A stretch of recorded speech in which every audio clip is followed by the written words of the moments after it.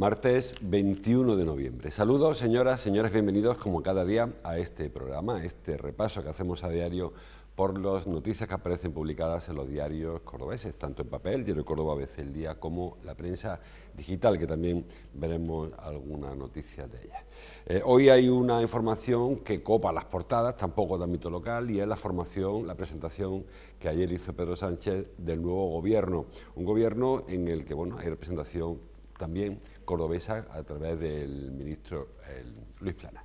Así lo recoge el diario Córdoba en su portada. Sánchez prima a sus fieles para un mandato convulso. En la foto Pedro Sánchez presentando a sus ministros y los 6 nombres más destacados a juicio del diario Córdoba, que son Nadia Calviño, María Jesús Montero, Teresa Rivera y Yolanda Díaz, las 4 vicepresidentas, Félix Bolaños, que va a ejercer de vicepresidente sin cargo, y Luis Planas, que es la cuota cordobesa, representante cordobés en este gobierno. Son 22 ministros. No todas las provincias, evidentemente, tienen un ministro, incluso creo que en Valladolid hay 2, con lo cual, en Madrid también hay varios, con lo cual Córdoba, esa cuota que mantiene desde hace 5 años, y serán, en principio, otros 4 años más, pues es una cuota que Córdoba la posiciona en este ámbito. Más cosas, dice el diario Córdoba que los menores piden que se les enseñe a usar bien las redes sociales. Ayer se celebró el primer Congreso Andaluz de Infancia, Juventud, Adolescencia y Familias y se habló, entre otras cosas, de este asunto. El sector del frío puede acceder a 20 millones en ayudas, ayer lo confirmó la Junta de Andalucía, el Lucena.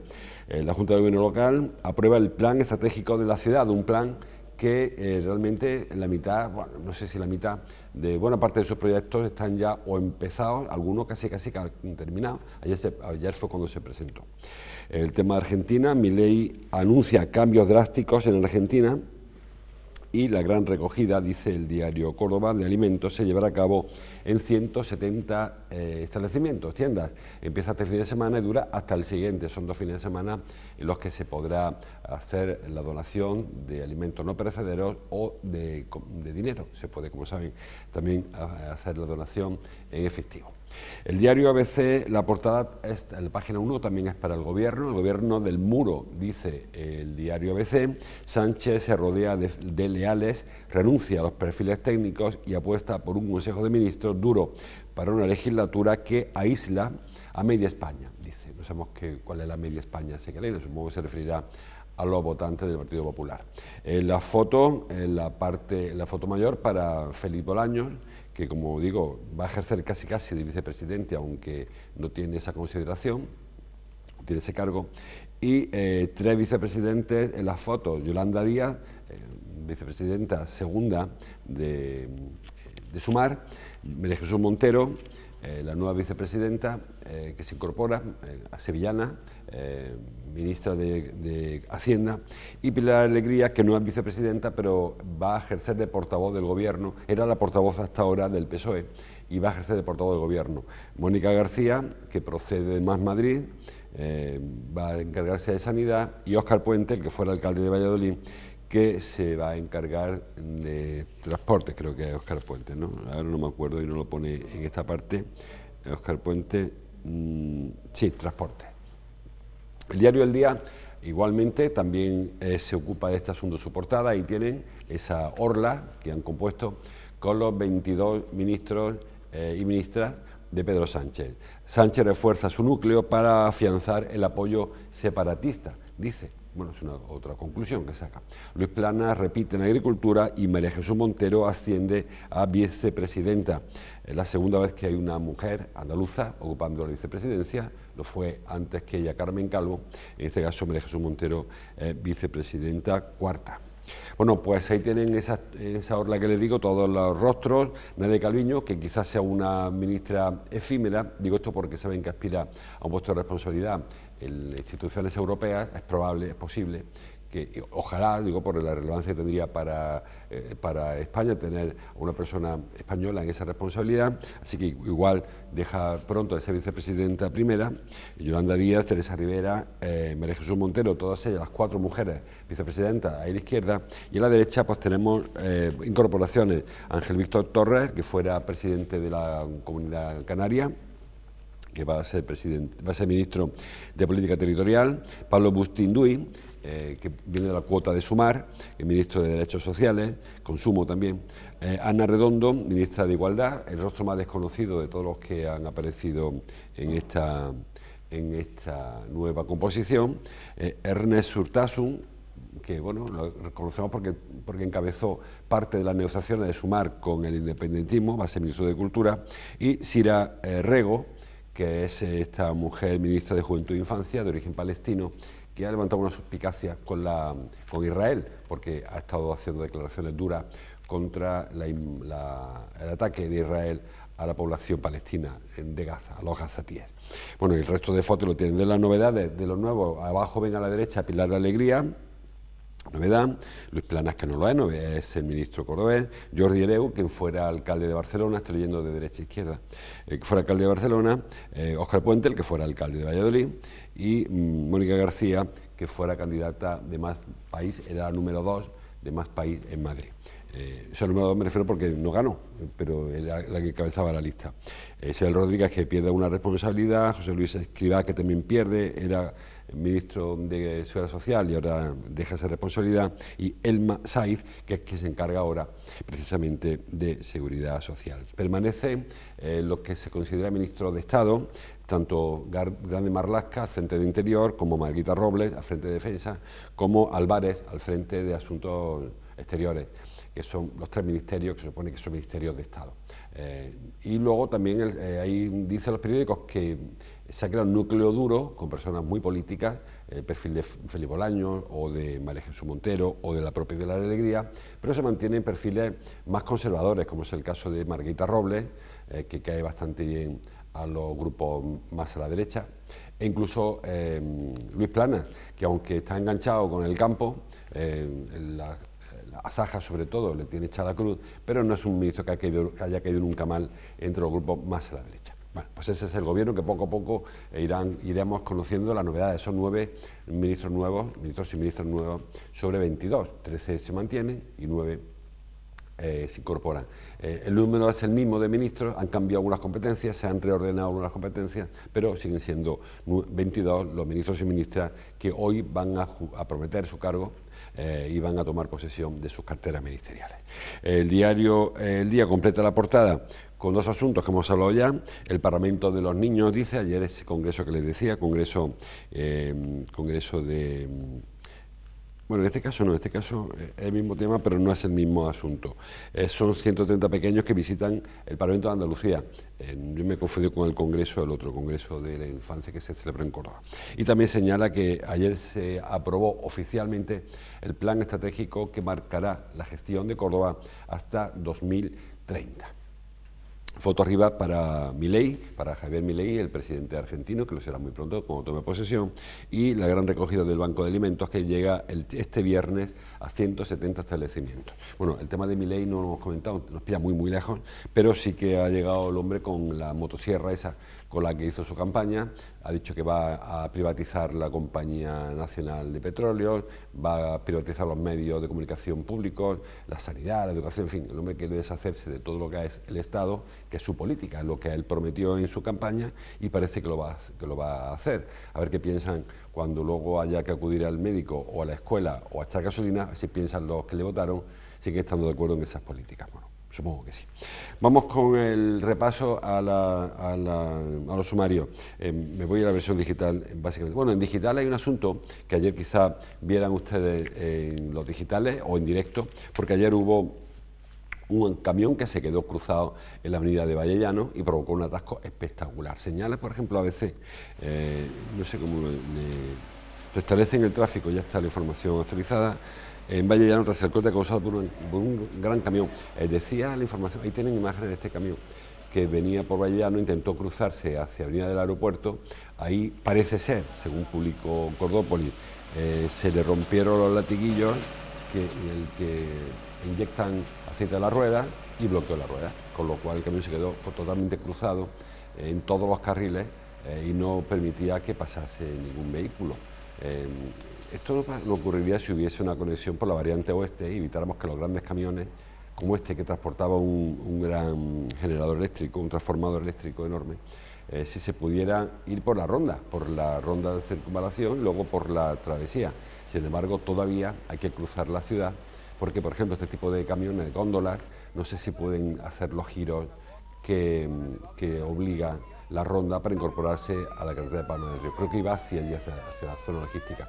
No hubo que lamentar ningún daño, la ambulancia pasaba por allí. Sí que hubo un derrame importante de aceite, que es el que veíamos ahí a las personas de Sádico intentando eliminarlo, y a esa hora que están viendo, a las 8:30 aproximadamente, ya se pudo poner la rueda derecha y se pudo despejar la avenida. Solamente quedó afectado el carril que va hacia Fleming, porque hubo que derivar hacia ahí parte de la operación, pero se liberó la avenida del tráfico después de casi, más de una hora, esto fue a las 7, cuando empezó el lío, y estuvo hasta las 8:30 el tráfico interrumpido del todo en Valle Llano.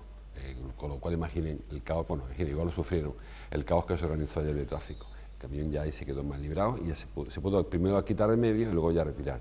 Iba, como ven, en un transformador LBD, quería para aquella zona, pero no pudo llegar, básicamente porque la carretera, las curvas estas no están, supongo, diseñadas para el paso de este tipo de góndolas, de vehículos de tan enormes dimensiones. Bueno, seguimos. Me quedo en ABC porque ayer la Junta de Gobierno local, que como siempre digo es una especie de Consejo de Ministros en el Ayuntamiento, ayer aprobó el Plan Estratégico de Córdoba, que se llama Agenda Córdoba. Es el tercer plan estratégico que firma la ciudad. Ya ha habido dos anteriores. El plan estratégico, primero, con el que se rediseñó un poco los usos de la ciudad, y que aquel que recuerde se creó una oficina, una agencia para su desarrollo, que estuvo ahí José Miguel Salinas, y el segundo, de la época de Manuel Pérez, que se llamaba Córdoba Tercer Milenio, que diseñaba un poco eso, el futuro. Un plan estratégico es un conjunto de acciones repartidas en una serie de líneas de actuación, de ejes, que marcan el camino que debe llevar la ciudad en los próximos años. En este caso, pues se habla de año 2030, así lo señala, por ejemplo, el diario ABC en su portada. Dice: el Ayuntamiento centra en la base logística y la industria 4.0 su plan de acción estratégica hasta 2030, que es este horizonte, 2030, porque realmente el plan era 2030, aunque realmente ya se han perdido 3 años enteros del plan.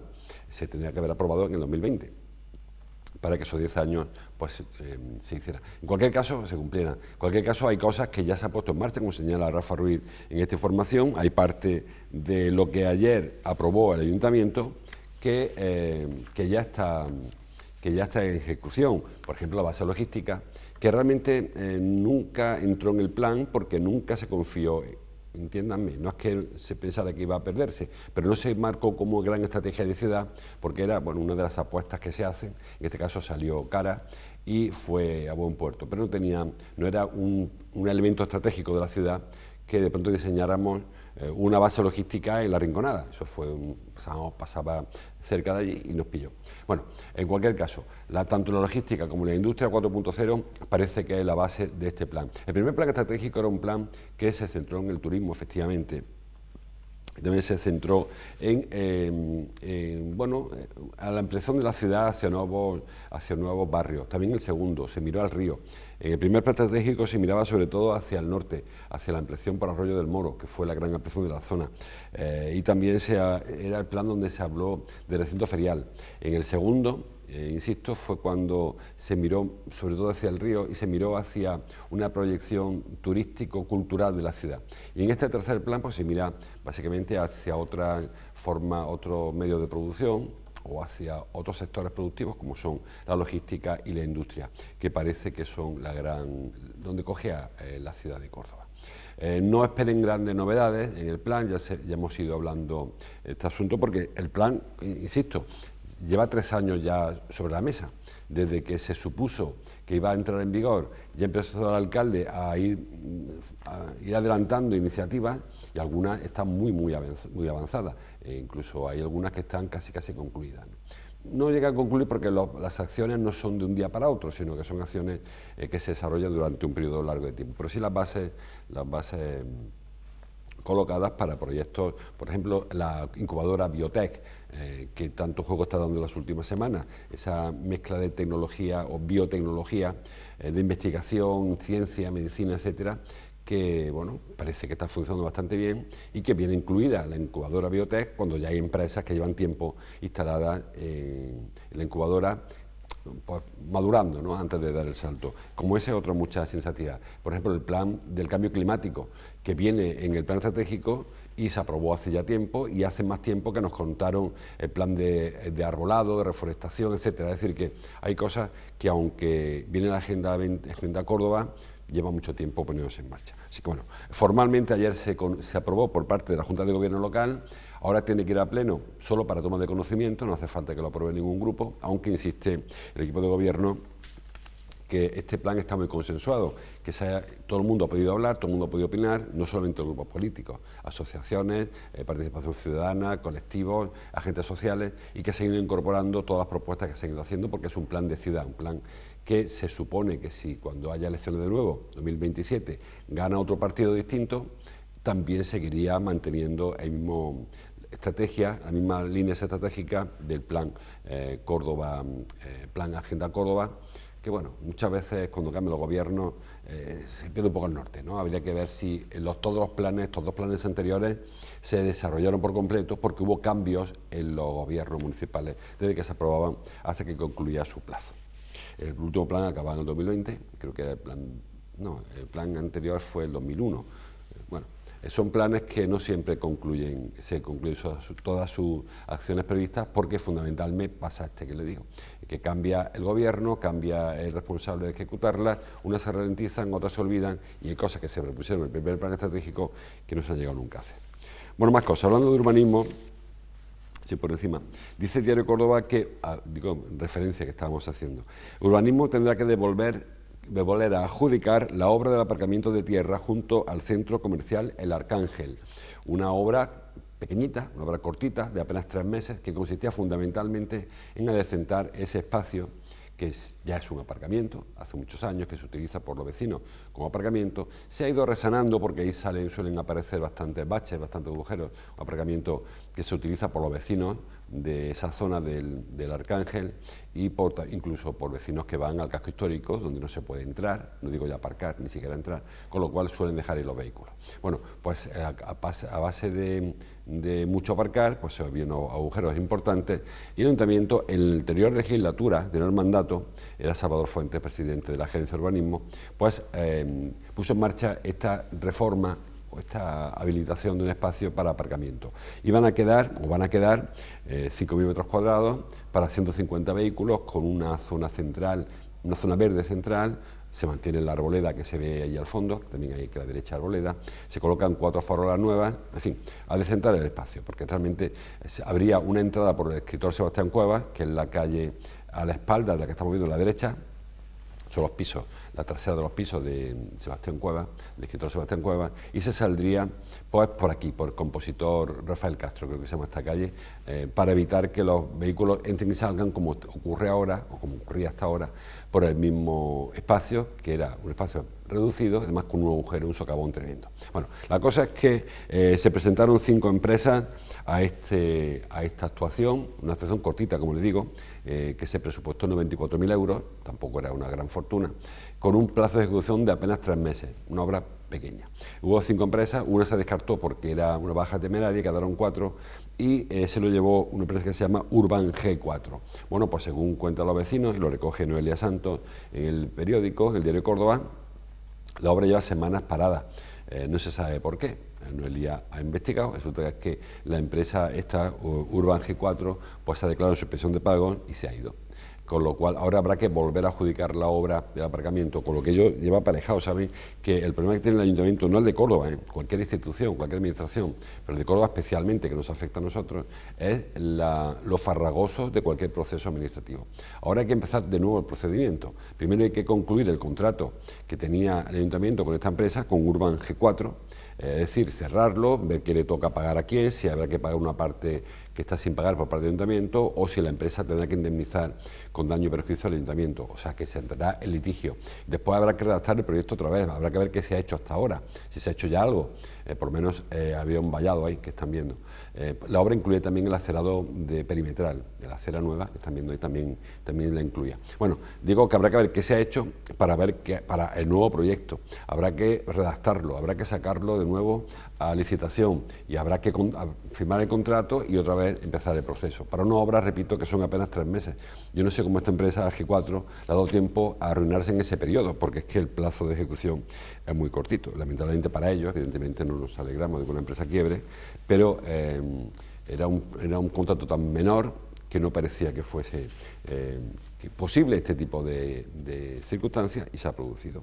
Hablando de obras inconclusas, traen los periódicos, lo traen todos ellos, lo leo por ejemplo en el diario ABC, que el consistorio, el ayuntamiento, tendrá que pagar por la obra fallida del convento de Regina. Esa es otra obra que se paró y ahí sí que hubo un lío grande porque el ayuntamiento no se puso nunca de acuerdo qué quería hacer en Regina. Ahora hay una sentencia que obliga al ayuntamiento a que lo culpa al ayuntamiento de no realizar el proyecto, cuando se dijo en parte que era culpa de la empresa inicialmente, así lo aseguró el ayuntamiento, pero dice el tribunal que no, que lo culpa del ayuntamiento porque no hubo una modificación en el contrato firmó ya con el contratista y eso hace que el contratista se parara. Dije, espérate, vamos a ver qué es lo que queréis hacer y me lo cuenta.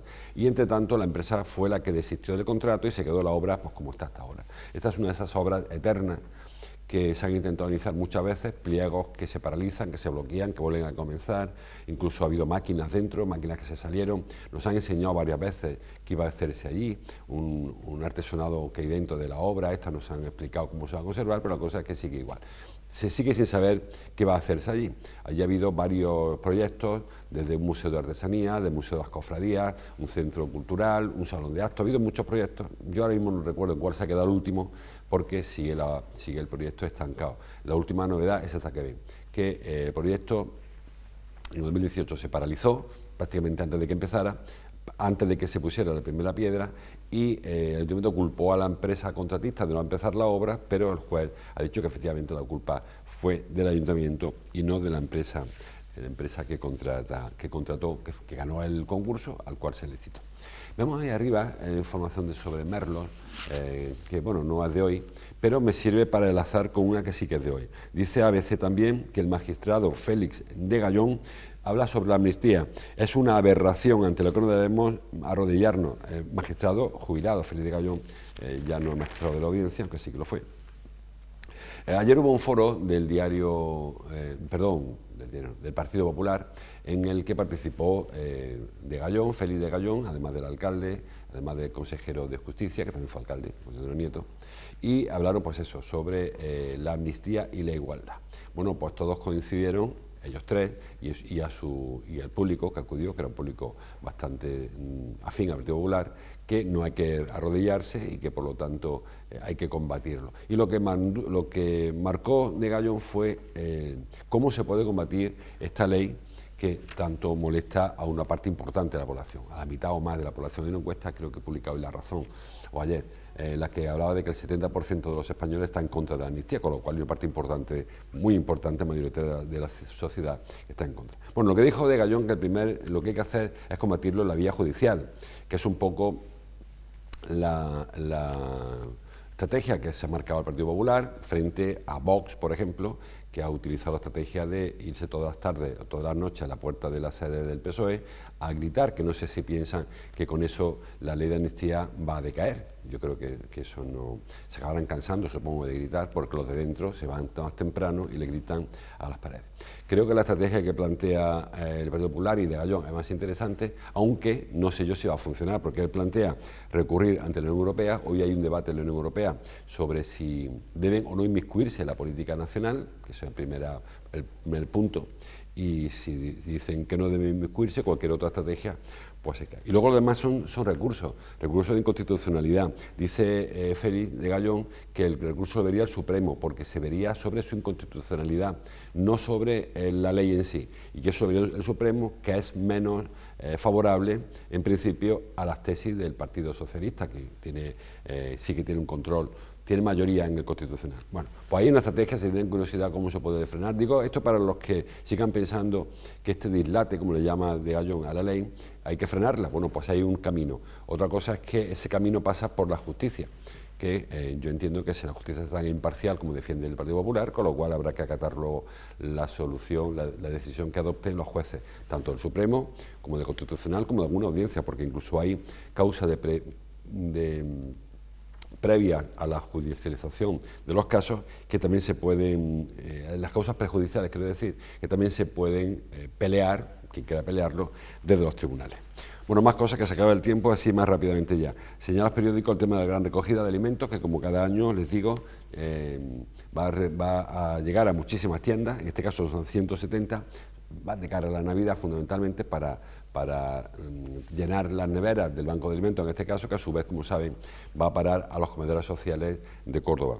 Lo señala el Diario Córdoba, la gran recogida se hará en 170 tiendas, será el día 24 hasta el día 24 de noviembre, al 30 de noviembre. Si quieren hacer una donación, ya saben, esos establecimientos podrán dejar su bolsa, y si prefieren que en la caja le carguen 5, 10, 20, 30 euros, lo que quieran, pues lo indican al cajero, a la cajera, y se lo pone en caja a beneficio de esta asociación benéfica, que insisto, lo que hace, ellos no reparten comida a los particulares, sino que lo llevan luego a los comedores sociales, que es donde se hace luego uso de estas donaciones. Más cosas. El día, hablamos antes de logística 4.0. Ayer estuvo en Córdoba Jorge Paradela, hablando con la Cámara de Comercio, perdón, con los empresarios, con CECO, y dijo, según dice el Día de Córdoba, la industria está en Córdoba en un momento muy prometedor. La verdad que esto antesala de la gran eclosión, a veces duran más de lo que nos gustaría. Llevamos 3 años hablando de las máquinas de base logística, creo que la semana que viene veremos alguna máquina ya por fin trabajando allí, y lo de que la industria está en un momento prometedor lo llevamos oyendo ya bastante tiempo, algunos meses o incluso años. Creo que es interesante y todos coincidimos la necesidad de que Córdoba se reindustrialice, de que recupere parte de la industria que se perdieron en los años 80, final de los 80, principios de los 90, pero bueno, no acaba de llegar esta eclosión, ¿no? Esta explosión. Yo supongo que a partir de que se desarrolle en parte, al menos, la Rinconada, ese gran polo industrial que va a ser, o polo logístico que va a ser la base logística, a partir de ahí sí que empiezan a llegar industrias, pero por el momento lo que tenemos ahora es prácticamente lo que había. Córdoba, la industria son talleres, fundamentalmente, distribución, fundamentalmente, y poco más. No creo que nadie aspire ahora a construir una gran fábrica de 10.000 trabajadores, creo que eso pasó a la historia. Pero sí que oímos el proyecto de Cunex, Copper, con el cobre, oímos proyectos de recuperación de la industria de la joyería, etcétera, etcétera, que no acaban de explotar. Bueno, y hablando de joyería, con eso terminamos prácticamente. El diario Cordópolis habla de un asunto largo, un asunto que viene del año 2013, el tema de Tous. Dice, un juzgado de Alicante condena a 2 empresas cordobesas y a un joyero a indemnizar a Tous por falsificar sus piezas. La condena son a 24.000 euros más el 4% variable de las ventas que haya habido en los últimos 5 años.